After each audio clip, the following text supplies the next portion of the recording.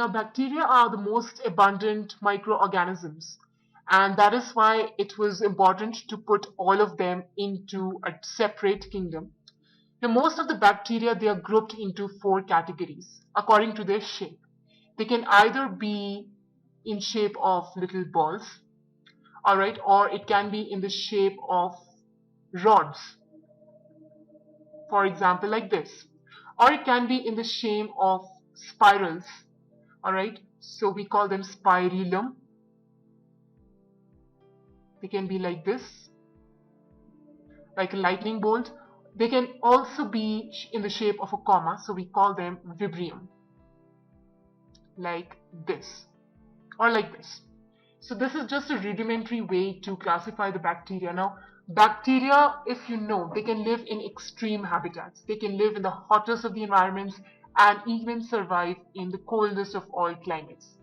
But basically, how do we characterize them? We can characterize them into lots of types. The first one is Archaebacteria. Now, you should know Archae stands for old. That's how you get words like archaeology or archive or Archaeopteryx. Now, these bacteria, they live in the harshest of all climates.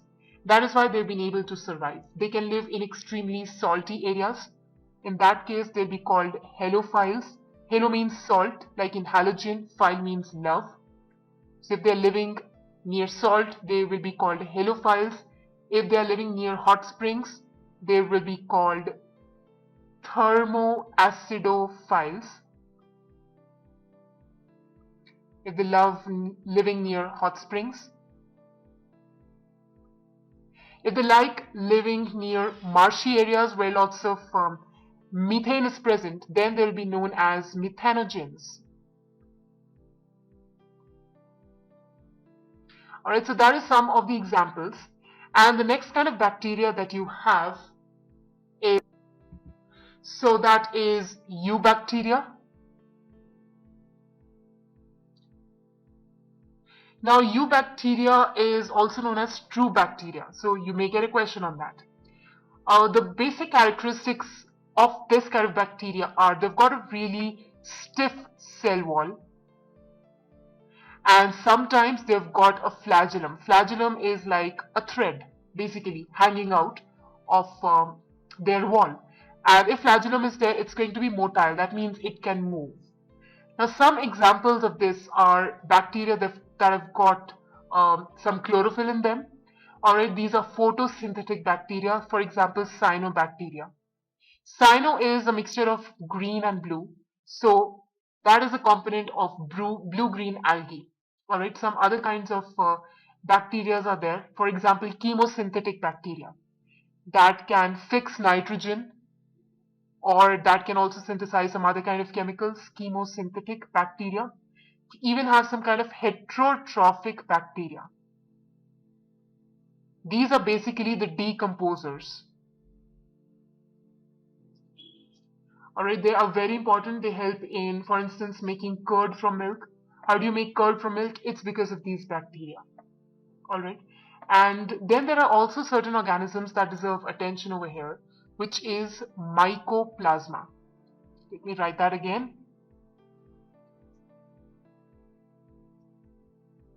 Now, mycoplasma are those organisms that do not have a cell wall.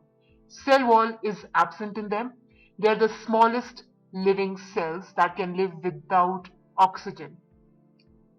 So that you should know, the smallest living cells that can survive without oxygen also.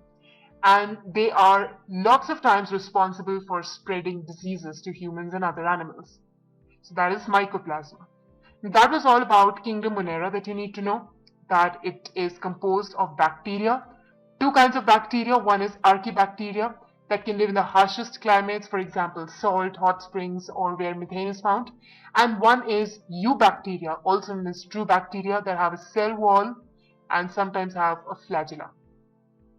Alright, and examples of that is cyanobacteria, chemosynthetic bacteria, heterotrophic bacteria that act as decomposers. And then we learned something about mycoplasma, which is the smallest living cell that can live without oxygen. They don't have a cell wall and are responsible for lots of diseases. The next important kingdom that you have to know about is Kingdom Protista.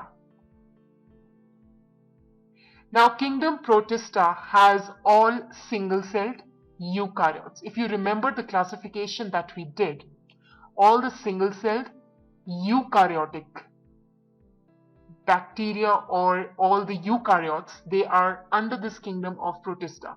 Alright. With my mistake, there's no bacteria in this because all the bacteria are part of Monera. This is a separate case only. Alright, it could be photosynthetic also, or it could be something else also. So lots of different further categories are there. For example, we start with the first one, which is chrysophytes. So what exactly are chrysophytes? It includes diatoms and golden algae.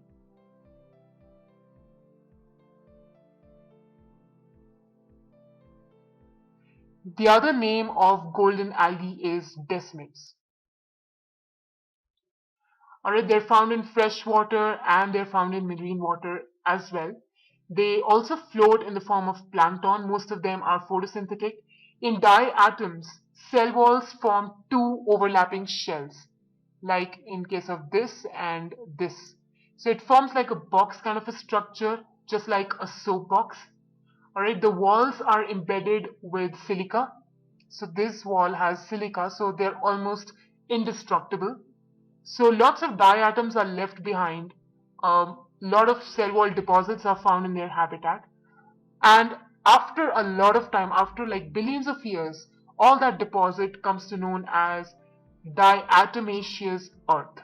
So that is basically the cell walls of all these animals, of all these protists or single-celled eukaryotes.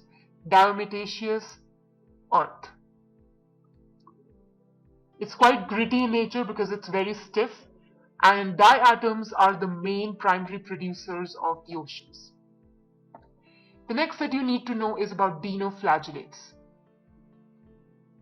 Quite a funky name, dino, and then you have flagellates. So obviously they will be having a flagellum. They can be both marine and they're also photosynthetic. It can be green, yellow, brown. It depends on what kind of pigments are there inside their cells. Lots of stiff cellulose plates are there in the outer surface of the cell wall, and most of them have got two flagella. One is longitudinal, one is transverse, like in the midsection. And lots of red dinoflagellates, they undergo very quick multiplication, and sometimes because of that reason the sea can appear red in color. But you need to be beware of them because sometimes they can release lots of toxins in large numbers, and that can kill lots of marine animals such as other fish. The third component of this kingdom is euglenoids. So let me highlight, it's dinoflagellates, chrysophytes, and then you have euglenoids. Now what is euglenoid? Euglenoid is basically a freshwater organism. They don't have a cell wall, but they have a protein-rich layer called a pellicle. A pellicle full of proteins is present. There is no cell wall present in them, and their body is quite flexible because of that. Even they have two flagella, one is long, the other one is short. They're photosynthetic, but if they don't get sunlight, they can even predate on smaller organisms. Alright, the best example of this is Euglena. The next part of Protista, the next category of organisms under Protista, the fourth one, is slime molds.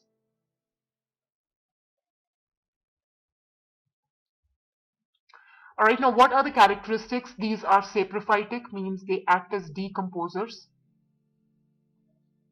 Additionally, they move along decaying parts of leaves and animals. They ingest all the organic water and the organic material. They can even grow and form an aggregation called plasmodium that can even increase its length over several feet. I know that would be surprising for you. Alright, plasmodium is the aggregation and that can grow and spread over several feet. And when the conditions are not so favorable, the plasmodium can differentiate and form different fruiting bodies. So let's suppose this is the plasmodium, different fruiting bodies at the different tips. And these will have spores in them. These spores have a proper cell wall and they help in survival for many years, and these will help in reproduction later on. The other part of this kingdom Protista is going to be the protozoans. So protozoans are all heterotrophs. They are either predators, means they directly ingest other things, other organisms, or they can be parasites. Means just like a parasite, they will find a host and live on that. There are basically four major groups. One is amoeboid, which is just like amoeba. So we call them amoeboid protozoans. Let me correct the spellings here. The second one that we have is flagellated. The third one we have is ciliated. And the fourth one we have is sporozoans. So that is the overall view of kingdom Protista. Basically, it has 5 important components. You have chrysophytes, dinoflagellates, and then you have slime molds, you have protozoans, and you have euglenoids. So you need to remember these parts. Euglenoids that have a pellicle which is full of proteins do not have a cell wall, usually 2 flagella, one long, one short. Example is euglena. What happens in protozoans? All heterotrophs either predate or they are parasitic. 4 types: amoeboid, flagellated, ciliated, and sporozoans. What about slime molds? They are saprophytic and they also form a structure like plasmodium that has many tips and spores on those tips. Those spores have a true cell wall, and as a result they're able to survive for a long period of time. After that you have dinoflagellates. As the name suggests, they've got 2 flagella, one is long, one is transverse. And the first one that we did was chrysophytes, which is of 2 components or 2 parts: diatoms that have a box-like structure with 2 walls, and they also help in a phenomenon called diatomaceous earth because of lots of silicon deposits in their cell walls. And the other one is golden algae, also known as desmids. So that is all for this video. We'll be continuing with the kingdoms in the next video, and we'll be discussing kingdom fungi, plants, and even the animal kingdom. Thank you so much for watching this video.